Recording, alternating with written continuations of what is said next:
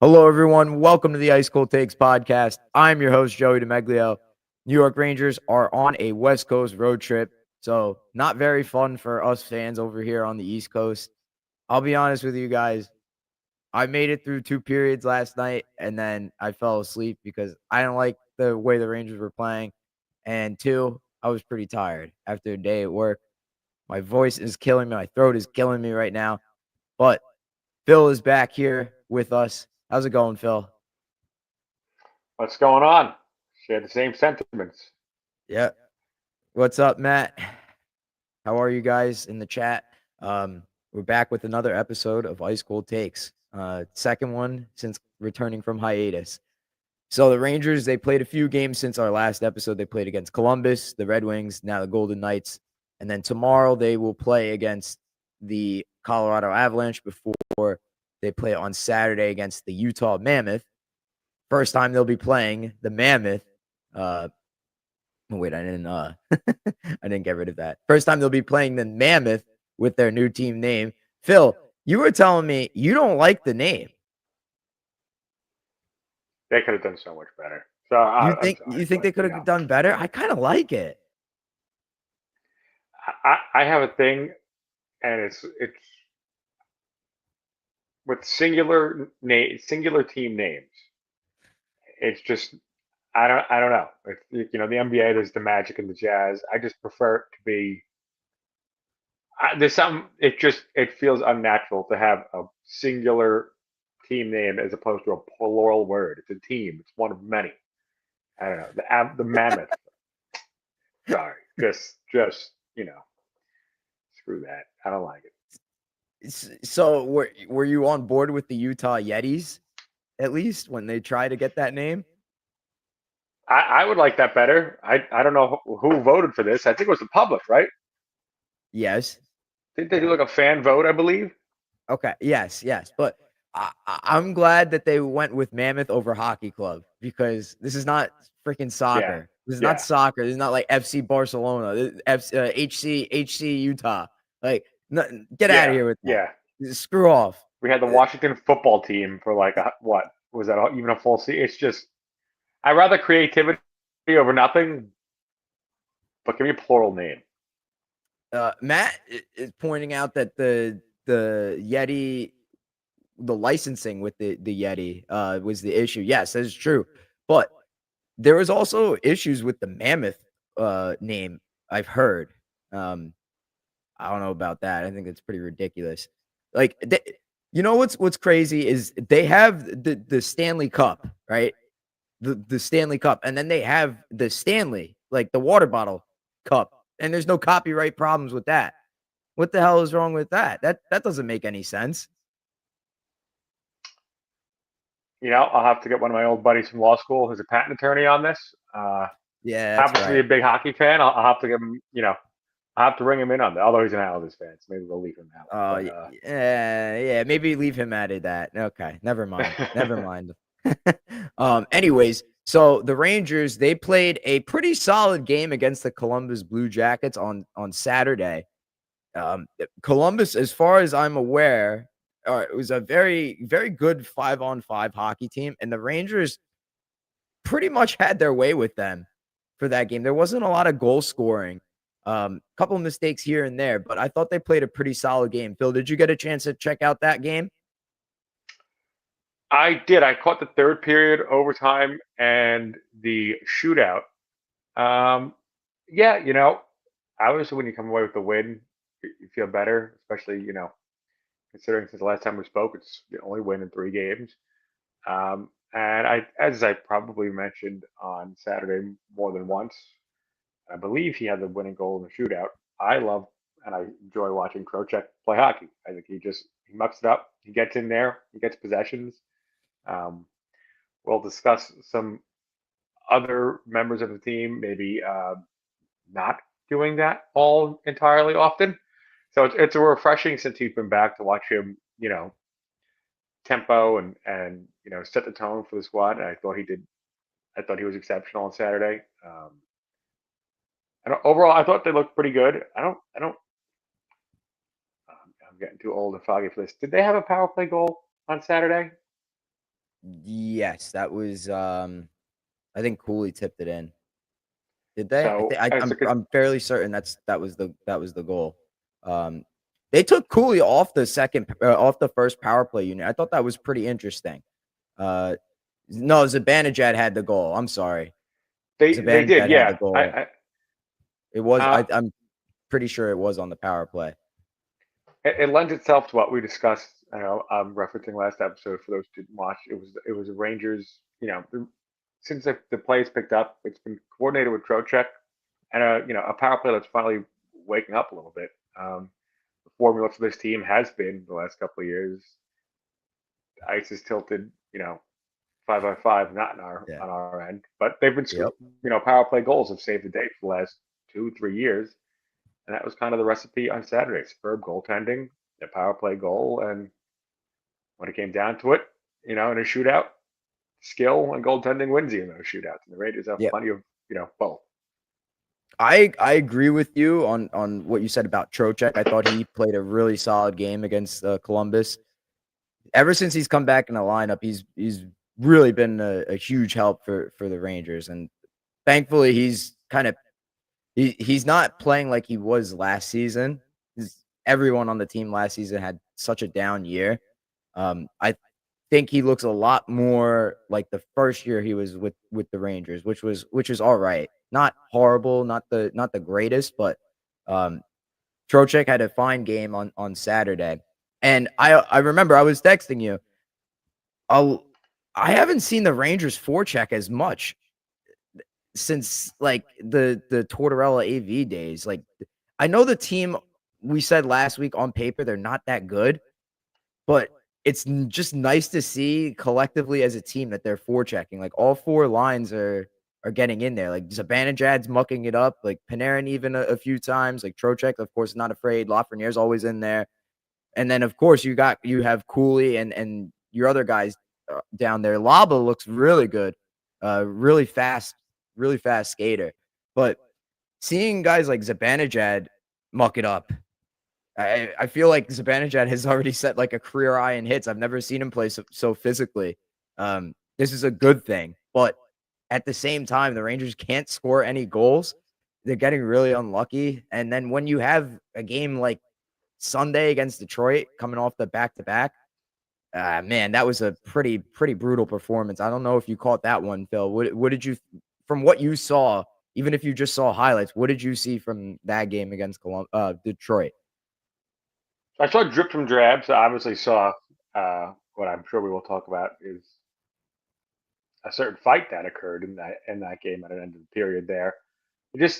I don't want to chum it up to tired legs, but we commend the forecheck, we commend effort and puck possession and getting the corners, diving on the boards. On a back to back, you got to dig a little bit deeper. It didn't seem like a whole lot of energy. Granted, I did not watch every second of the hockey game, but from what I can tell, and it happens to the Rangers more often than not. Not even on a back to back. Sometimes it's just there's no will to win. Going through the motions, just skating, and next thing you know, you got to pull the goalie because you're losing. Um, Although they did, again, I don't. I sound look a little ill prepared. You score in one goal against a Red Wings team that isn't exactly a juggernaut. And where was the game played? Madison Square Garden. I see that as a problem that we've discussed before. It's just they got to find ways to manufacture goals, and I think that lends to what you just talked about. When the Rangers are winning, they're in on the forecheck. Everybody's hitting. Everybody's getting up, um, and they have an energy level. And the games they lose, you could point to the exact opposite of that, and say the intensity wasn't the same. And that's my opinion. Even though I didn't watch every single second of the game, tends to be a pattern. And this is not just this year. This is the last couple of years. Sometimes, especially last year, it just you want to scream, but your fist through the wall, and we can't want it more than them, and that sometimes seems like what's happening. I feel Phil, I feel like you're holding back. I feel like there's something more that you want to add and like you want to rip the team apart, but I feel like you're just I don't holding want to back. get I the don't know. FCC involved. Th- I don't need to get fined. Dude, you're not gonna get fined. No one's gonna find out here. No, let it all I, go. Let it all go. I'm telling you, no one will care. it's just more of the same. As you just said, you command when the Rangers win, they look great. Zibanejad's hitting. Lafreniere will give you all he's got. Cooley's up there, and then there are just certain times, and this happened with I can't say it enough over the years. They just somebody has like wake up. The game started 10 minutes ago. Uh, it's just out-of-man rushes, turnovers in the neutral zone. That Experience was experience Rangers hockey. Yes, exactly. it's Yeah. more of the same, um, and it does uh, irk me out to say the least that it's the same issues. And I understand that there's talent deficiencies and people aren't you're not expecting this Zibanejad parent to get in there and hit and you know like a Kachuk and stuff like that. Panarin's more of a finesse player, but we'll get to last night's game. But there are certain plays and certain effort levels that should be a minimum, and when it feels like they're just, for lack of fun, skating by, bothers the hell out of me. And Yeah. maybe I I totally missed the ball in not watching every second of this, but I feel pretty comfortable in asserting that one goal on home ice to a slightly above average Red Wings team. What happened? Yeah, I'm with you on that. I'm with it. I'm with it. The thing that kind of reaches boiling point was Quick going after the Red Wings at the end of the game. Like that entire third period was spent in the Rangers zone, right? Like you could say like, oh, the Red Wings had so many power plays, the referees weren't good, like they missed so many calls, they gifted the Red Wings so many power plays and opportunities. Sure, the Rangers penalty kill was not good enough though. You know who showed up for that game? Jonathan Quick. He turned the clock back, stood on his freaking head, and was making save after save. And at the end of it all, if he wanted to score a goal if he could possibly cross the red line, he would have done it and scored a goal because he was so pissed off that the team was not showing up. And so I think that's why he ran after Appleton. So the buzzer sounded. It's a 2-1 game. The horn sounds with the goalie pulled. Game's over. And then Appleton flings it on net into the goal. They're celebrating the Red Wings. And then all of a sudden the camera is like pans back to Quick and he's got his helmet off. He charges off the bench, goes straight after Appleton. I've never seen something like that before. Like the goalie's more into it than the Rangers. That's unacceptable. I don't understand that at all. Like the I guess like Quick feels what Lundqvist felt back in the day. Remember when Lundqvist pushed the net over when he was so pissed off that one time? Do you remember that? Yeah, but the referee wouldn't stop the game, right? Didn't Yeah, he? when the referee wouldn't stop like it was that level of rage. It was that level of You know, rage. Like you don't see that from Quick. That guy's an experienced goalie. That's a future Hall of Famer. He's like on his last legs. That's the last person I'd expect to see that from. That's yeah. I was nuts. hoping it would inspire some confidence and you know lift the boys up moving forward to the next game. Doesn't appear that necessarily happened, but somebody's got to fire him up. I feel like that was just like you said, a veteran Hall of Famer, knowing what the locker room might need and what's missing. Fire them the hell up. Can we carry some momentum to the next game, even though it was a loss? They still didn't win, but they need to, BYOE, bring your own energy.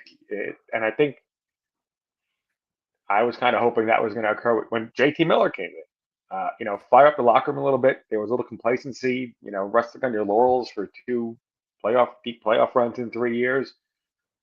And, that lack of fight, like I discussed before, maybe Click was just trying to ruffle the feathers a little bit. And it's not a terrible idea. Yeah. You made a good point about like the bring your own energy, right? It's so funny because on Saturday, Sam Carrick fought Matthew Olivier on the Blue Jackets. That guy's one of the toughest dudes in the league. Everyone in the locker room was talking about how inspirational that was for them and how that motivated them and fired them up. Why did that not have the same effect like when Quick did it into the next game against Vegas? You would think that's what would happen. And then you have JT Miller going in post game and ripping himself apart, which he does pretty consistently. Yet you'll see flyby efforts. I'm thinking the guy is hurt because he had an issue during preseason. There's no way the guy's at 100%. And this is like another discussion that we could have. Let's get into this right now. So if it turns out that JT Miller is hurt, why is he playing? What do you think, Phil? Like, do you think like since it's early enough in the season that he should just rest, or like do hockey players need to be tough guys every single second of the day? Well, that's a great point. I would also say hockey players are some of the toughest athletes in the world. As my favorite sport is basketball, as you can tell, if you clip your fingernail the wrong way at night, probably not going to play in the NBA. You might sit out a week or two. It just hurts, can't blame them. I haven't read much or heard much that he's potentially hurt, but if he is, I'd rather see him sit out 2 weeks and come back 100% than play the rest of the season at 80%, especially at this point in the season. 2 weeks, if they can tread with that. Not that he hasn't bringing it anyway. So if he were to sit out and get healthy, it's not like we're missing, this MVP candidate.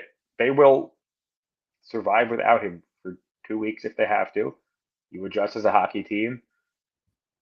If I haven't really heard that he's hurt, but if that is the truth, I would say if this could be resolved within 2 to 3 weeks, yes, sit him out. I don't see the reason. One, why risk making it worse? Where if the team is playing well come February and March, something else happens. But I'd rather lose him for 3 weeks now than the rest of the season come February.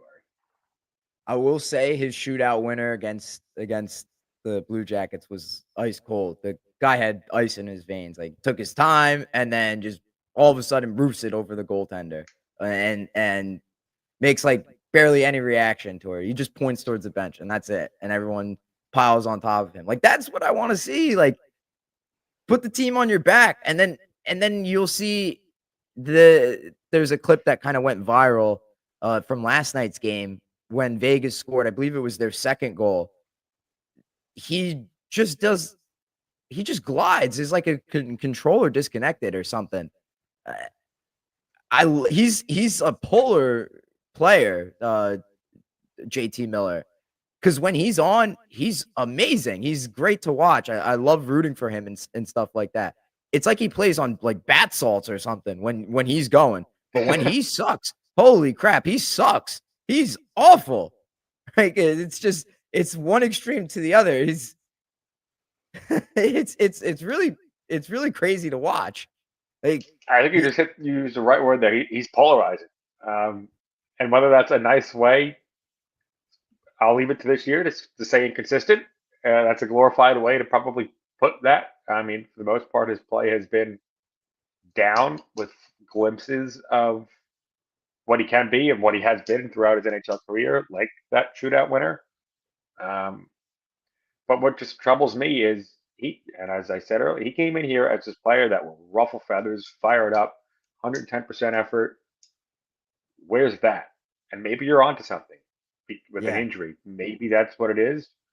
But whether you're scoring or not, you can bring your effort all the time.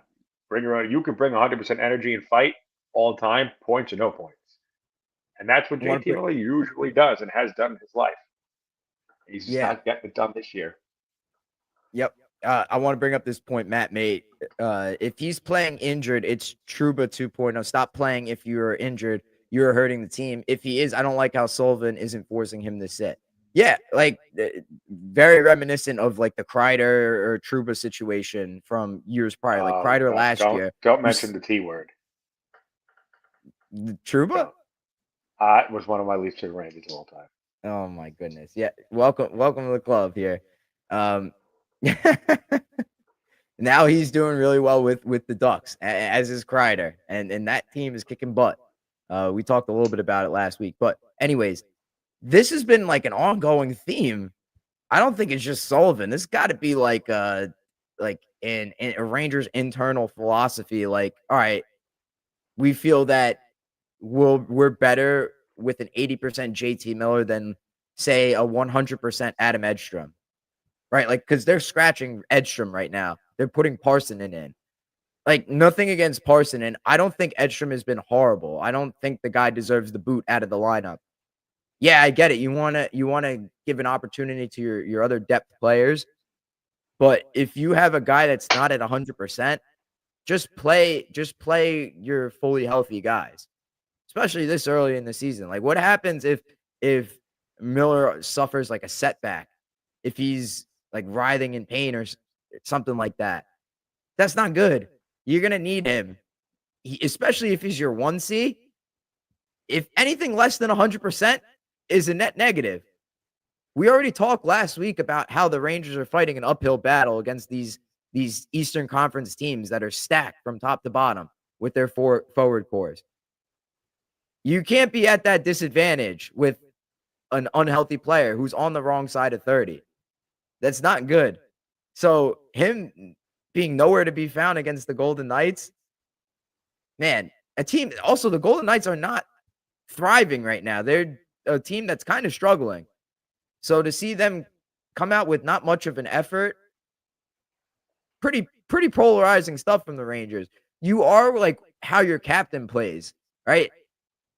Miller is polarizing. When he's good, he's good. Like the way the Rangers played against Columbus, I thought he was fine.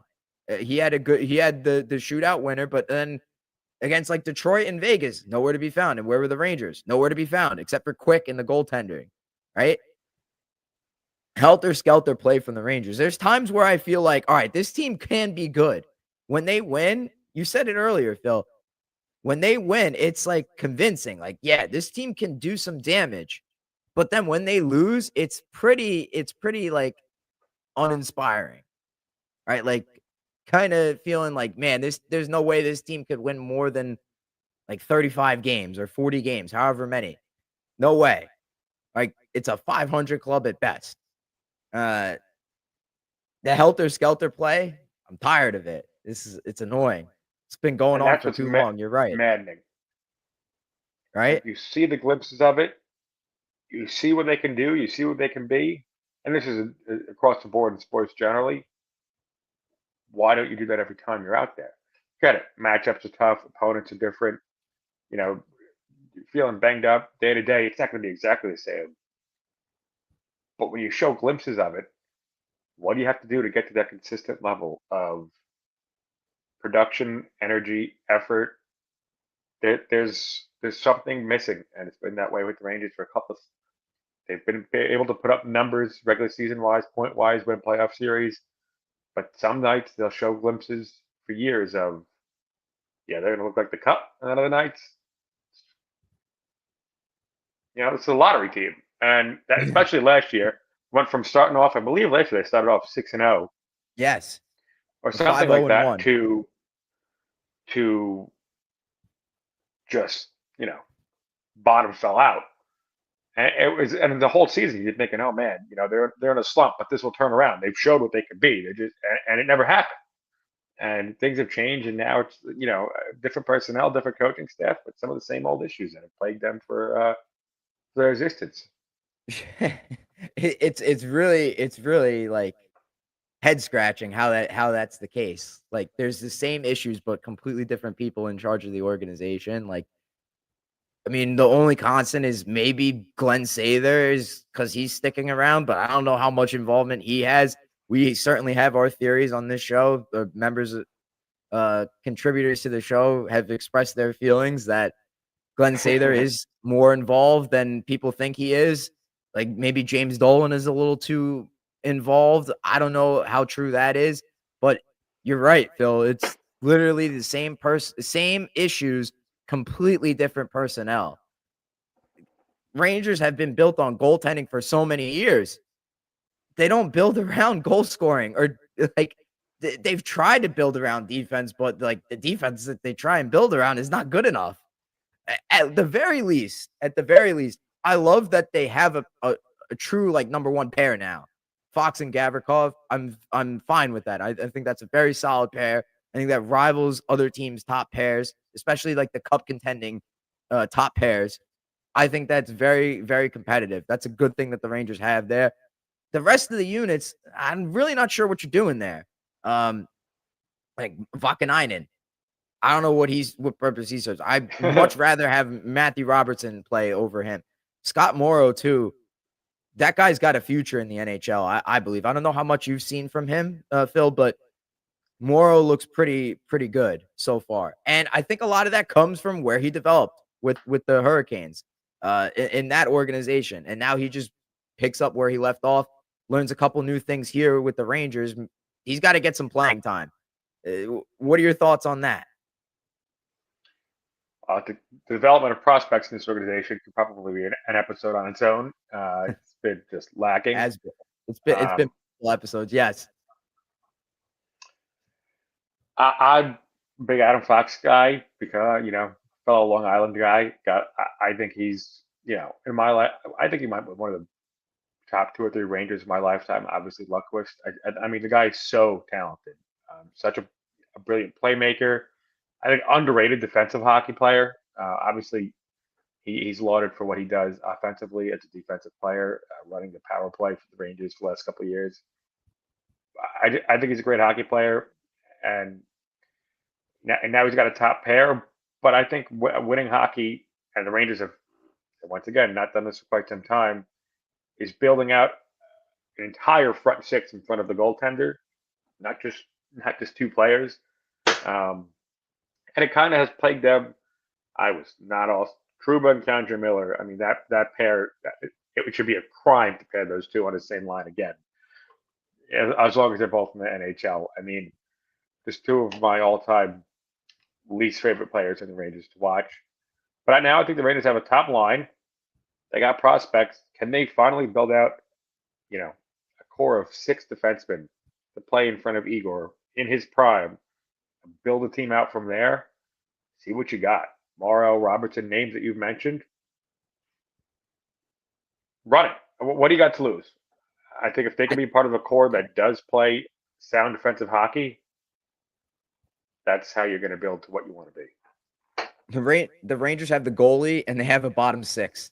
The front 6, not so much. When it's good, but it's too inconsistent. Like you see it when the Rangers are winning games, the front line guys are scoring, Zibanejad and Panarin. But when those guys aren't scoring, the Rangers can't score at all, period. Like the Rangers bottom 6 is more structured on like, I feel like keep away or like, let's hit the crap out of this team.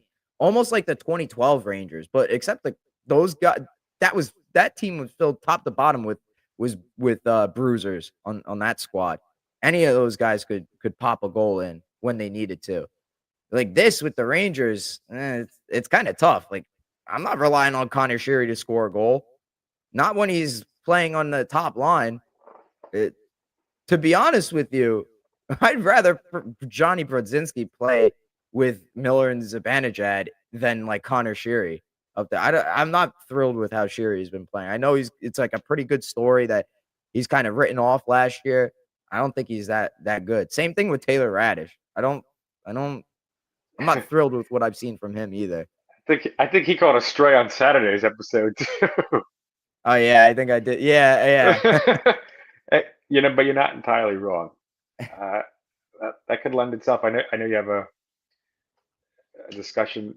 My answer for a discussion later might hinge on this, but yeah, I'll reserve comment until a later point. Yes. So we'll get back to that, but there's one more thing that I wanted to talk about before we get into the ice cold take segment is did you see on Sunday against the Red Wings, the officiating was so bad. Of course, it was Kelly Sutherland, who was the main official in that game. The Rangers just never win any games when Sutherland is on the ice there. Like, I don't know what that guy's deal is. I don't know if it's just a coincidence. Anytime he's officiating a game the Rangers play in, something goes wrong. Like there's a bad call and it's like the focal point of the game. There was a really egregious hooking call it was not called. It was actually a holding the stick penalty. I believe it was either on Laba or Cooley, and it kind of changed the momentum of the game. But not only that, Dave Maloney, Dave Maloney is a national treasure, man. Like we got to protect that guy at all costs. He I've been listening to him on the radio for years since I was in like middle school. That guy is a true Ranger through and through. Like from his days in the NHL as captain of the Rangers, it has not been lost on him. That guy is a true Ranger. He let the referees have it. Like he's like, Sutherland, you take so much time to explain the call. Well, explain this one. Stop and get the call right. And then he let out an F bomb when the Red Wings took the lead with like 4 minutes left in the game. There was too many men on the ice. Like right before that rush up the ice that Raymond had where he went behind the net and then scored like NHL 12 style. Um, it was that kind of goal. But Dave Maloney let out an F bomb on TV. He was caught on the hot mic. I didn't even have a problem with it. Screw professionalism. Like I want honest commentary, and that was honest. It was so frustrating watching how the Rangers were playing, just backing themselves into a corner, like turtling the entire game, and then to see all the bad calls go the Red Wings' way, and then that last call leading to a goal against that was ridiculous. I don't know if you saw that, but I just thought it was funny to point out. I saw clips and drabs on Instagram. But and this will probably sound might be an unpopular opinion, but it happens for the Rangers especially. I saw bits and pieces of the game. Could surmise the effort wasn't there. Got to earn calls. If you don't play hard, you force the officials to make calls, and it's on you. Um, if the Rangers played with effort, and put and force the issue and lost on a couple of backbreaking calls, I'd be frustrated. And listen, it is frustrating when you have a win in front of you and you feel like it's taken away on a couple of questionable whistles. But as a Knicks fan, you want foul calls. You get frustrated as a Rangers fan. You want penalties or earn it. Get out there and show. Make them make a call. Or I just don't like when you lose in a way that shows awful effort. You don't even necessarily deserve to blame the officials. And sometimes the Rain maybe I'm misdiagnosing the way the Rangers played. As I said, I did not watch every second of it. Would I have been if I was watching it? Would I might have thrown my cup at the wall? Probably. I'll leave a couple of dents on there, especially with Mr. Sutherland there and his colorful past. But you know, I want the Rangers to show a lot of effort, and then at that point, I'll be more comfortable blaming officiating. But I think it's more than just missed calls here and there. Like you lose a basketball game on the last second shot. The game never comes down to the one shot. It doesn't come down to one call by a referee and hockey either. But yeah, it's frustrating. But I think there's a string of things that can be corrected, starting with effort, that would mitigate any referee calls that we could complain about. I say the same exact thing with the Jets all the time. And that team is notorious for taking stupid penalties. And then they look at the referees like, what did I do? Why are you calling this on me? And I'm like, you're playing like crap for like 75% of the game. Like, of course they're gonna call a penalty. You need to earn those calls. And like when there's not a Yeah, penalty called on them, when they're on offense or something like that, and the other team takes a penalty that gets missed, they're complaining. The Jets are complaining. Why didn't you call it? And it's like, all right, well, start trying harder. Like, get in the game. yeah, Man, it's it's so true. frustrating watching the Jets. They're such a terrible football team. Oh my god, I'm never gonna have a good football team. Yeah. Watch college. I don't know what you got to do. Become a Georgia Bulldogs fan or something if you want to root for winning football. But yeah, I agree. And should referees be dishing calls out based on effort and the name on the back of the jersey and earning calls? No, it should be called how the game should be called, point blank, no matter what. the reality of it is, if you work a little harder and make them make a call or force them to blow the whistle, it could be to your advantage. And the Jets, the Rangers, the Knicks haven't done that in 25 effing years. That's how long I've been alive and haven't seen it. But We're just gonna leave the Mets out of the you conversation. could force the issue. Yeah, I know. I don't have any alcohol near me right now to get into that, but it's just the truth. And the Rangers, they want to get involved. They want to. There's so many reasons why they lose games that have nothing to do with officiating, and let's clean those up and leave it. Let's hope one day the only thing we complain about is officiating because of excellent play and excellent effort. Well, that'll be the day that we're sitting here talking about the Rangers in June. Because once you clean all that up, you're a damn good hockey club. Yeah. I guess we could talk about the Mets another time when we have a couple brewskis. Yeah, when I don't have to drive and go to work within the next 24 hours, that'll be Because the I day. could talk forever about how the Mets finalized their coaching staff and they did not keep their first base coach from last year. How they Where managed did to he screw go? that one up is beyond me, especially And losing where them did to he? a rival team. I swear to There you God, go. this like always happens with the Mets. Like you have a good player and it's like, oh, it's a no-brainer. We should definitely bring this guy back. And then for some reason, no, we're not bringing him back. Why? I don't know. And it's like, what? Yeah, now there's That's no what money I'm excuse saying to too. myself. For years with the Wilpons, is well, we can't afford him. That's not an excuse anymore. You should not be outbid for anybody you want, especially who somebody who led you to one of the highest percentage of stolen bases in franchise history in the league. I mean, the Mets at one point, I think they stole 30 something bases in a row without getting caught. But now let's let them go to Atlanta. That's great. It's like it was automatic. And I've never seen them throw out base runners either. Unbelievable. And anytime a team ran on the Mets in like 2019 through like 2022, automatic stolen base, especially if it was the Nationals, because that team used to be so fast when they were competitive. It was automatic stolen base. And now it's like if Nito or not Nito, oh my God, Nito, Jesus, That's a if Terrence is throwback. behind the plate, it's an automatic out. Don't run on him. That He's got and Alvarez has gotten better. I mean, thumb injury Alvarez too. aside, He the got kid's got a cannon. yeah, Kid's got a yeah. cannon.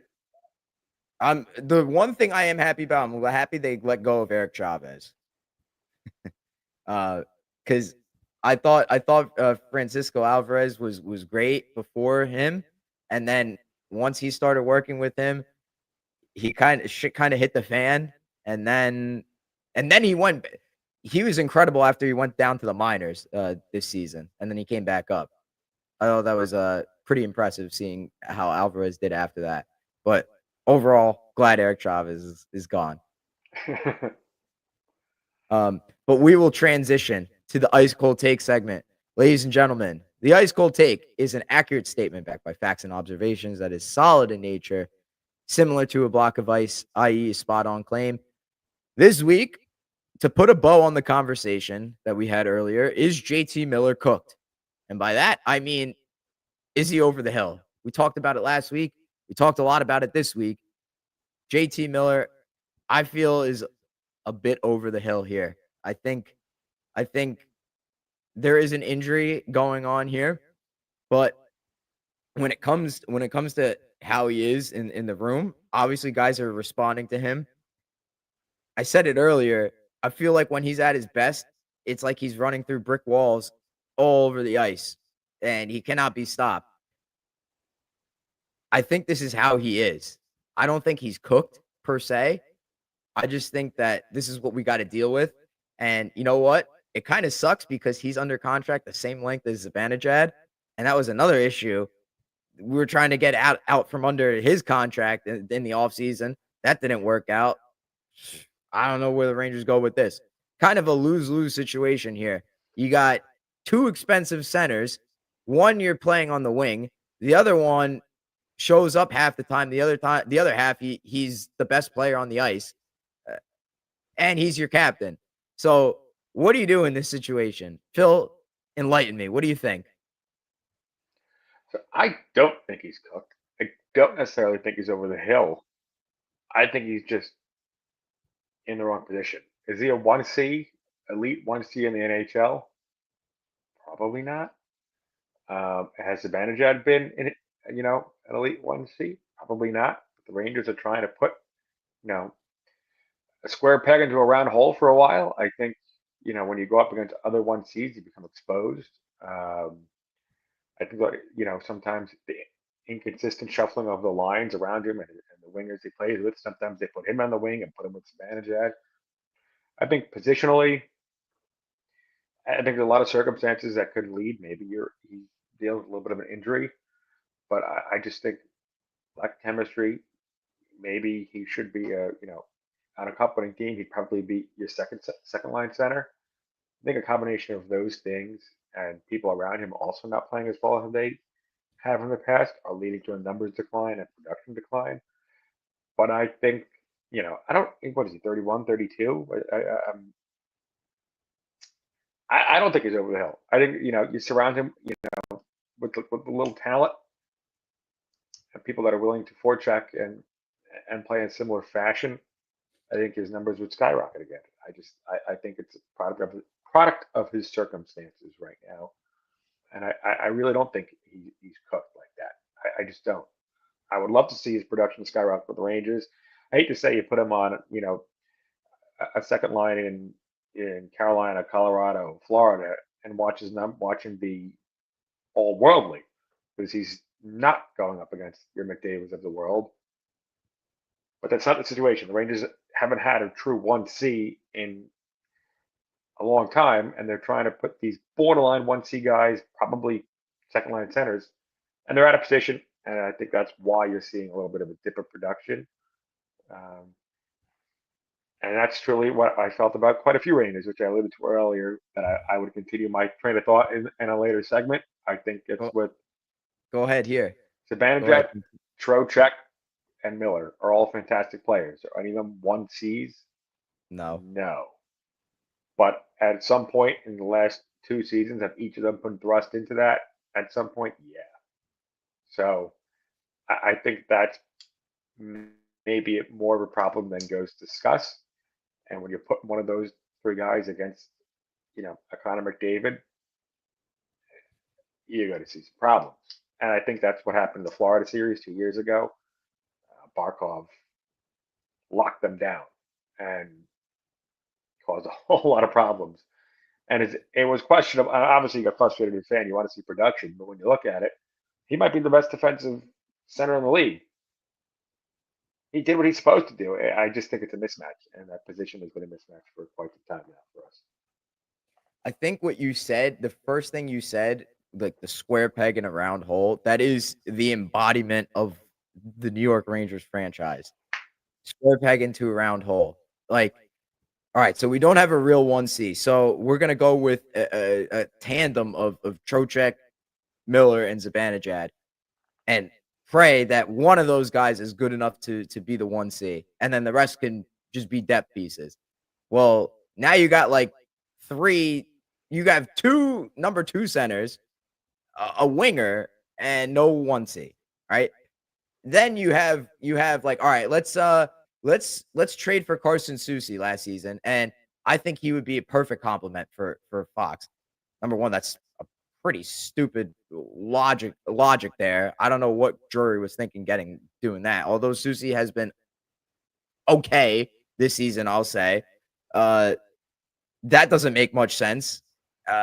You keep going back with Miller Trouba as a pair, even though we know it doesn't work. Yeah, we're gonna go with them because they've played together the longest, but it doesn't work. Yeah, but they played together the longest, so that means therefore it works.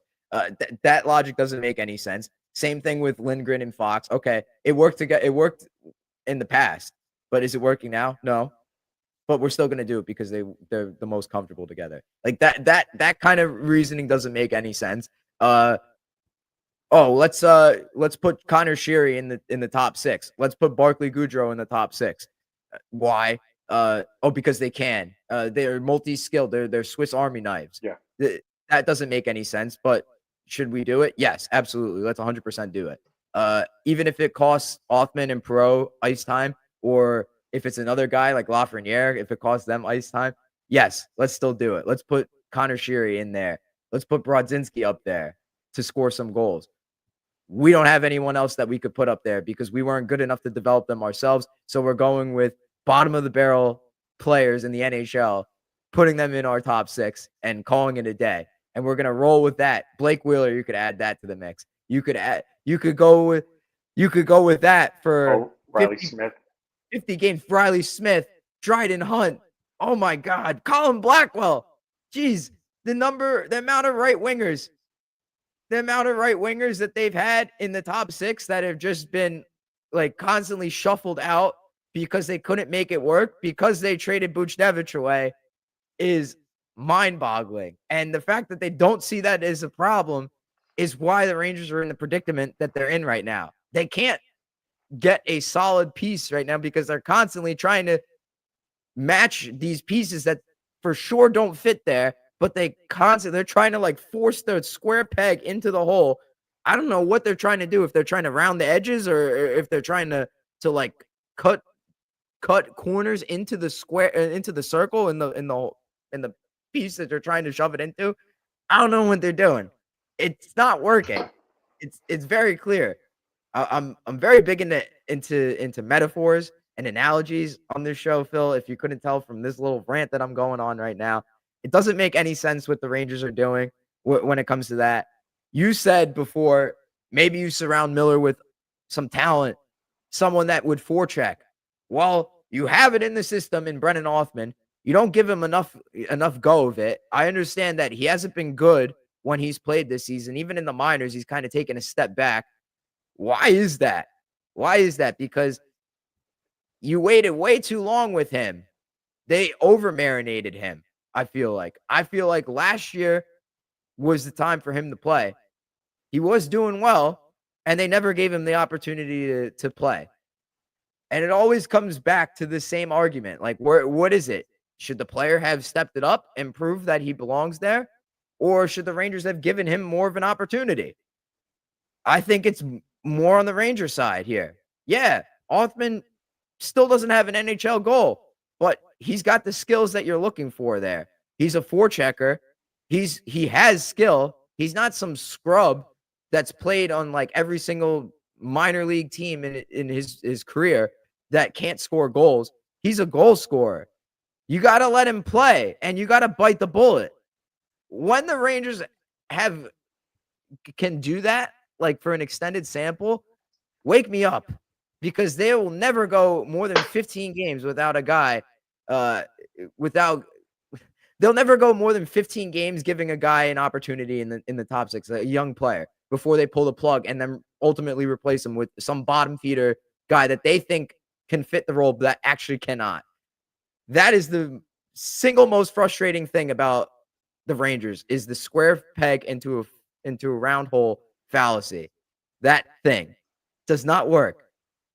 It's so many things that it applies to. Upper management, inside the locker room, on the ice, personnel decisions, everything, the salary cap. It's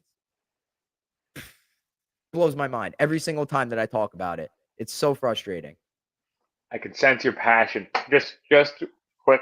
I haven't mentioned my favorite top line right winger that they plugged in that I wish we got for more than 3 months was Vladdy Tarasenko. That one, I freaking loved him and his style of play. I wish they were able to maneuver and re-sign him. Didn't work. But that was my favorite guy outside of Buchnevich.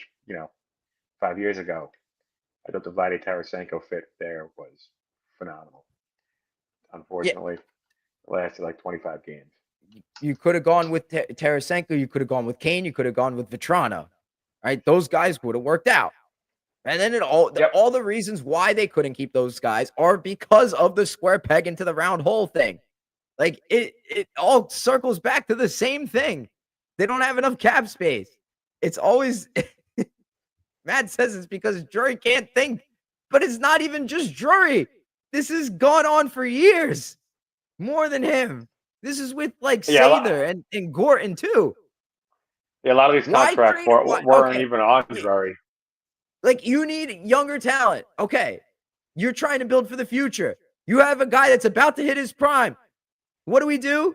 Oh, yeah, let's throw JT Miller into this trade. Let's throw JT Miller into this trade. And what do we get back? Fucking Libor Hayek. You don't even get their best guy. You don't even get Sergachev. You don't get Point. That's where it all started going wrong.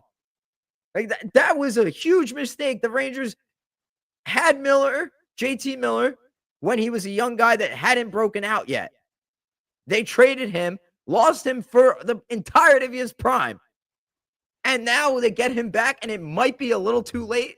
That is the most Rangers thing that could ever possibly happen. Ever. This is a franchise that acquired like Pavel Bure, like when he was kind of over the hill, even though he played amazing when in the short stint he was on the Rangers. They acquired Peter Nedved when he was over the hill. They acquired Marcel Dion when he was over the hill. They were lucky enough to let it happen to get the good Mark Messier, have him win the cup. But in the entire 100 years of the Rangers franchise, they always do this where they get the star player, Luc Robitaille, for example, and it's just over the hill. Fortunately, they got it with Panarin, but he disappears in the playoffs, so that doesn't count. They can't get the guy that's in his prime. They can't develop them themselves. They have to go through someone else to do it. Man, that's what frustrates me so much about being a Rangers fan. We can never get the good guys. We can never get Eichel ourselves. We can never make McDavid or Crosby or Ovechkin. We have to buy it from someone else. You're trading or signing a second tier a la Zibanejad, Trocheck, bringing back Miller because of your lack of ability to develop or get one of those players in their prime. And I think, like you just said, that, it's all tied in together. Either because you have these other pieces, or you're bringing these other pieces because you haven't gotten the grade A plus superstar, and you don't have room for both. And unfortunately, Rangers have either settled or been left or forced to settle for a little bit less than elite. And a little bit less than elite is why they haven't won a cup in 32 years. But yeah, neither here nor there. I'm done ranting. I'm done. I think this is a good place to call this episode. Man, that felt good to get off my chest. This is a lot. Good. You earned a nice. Go have a beer. I think you need it. Ooh, that's a good idea, actually. Nice Peroni. Close out the night. 9:24. All right. Well, Ice Cold Takes fans, if you enjoyed this episode and you're watching on YouTube, make sure you like the video, subscribe to the channel. Make sure you follow us on all of our socials. Thank you so much for listening. I'll see you guys next week. See ya.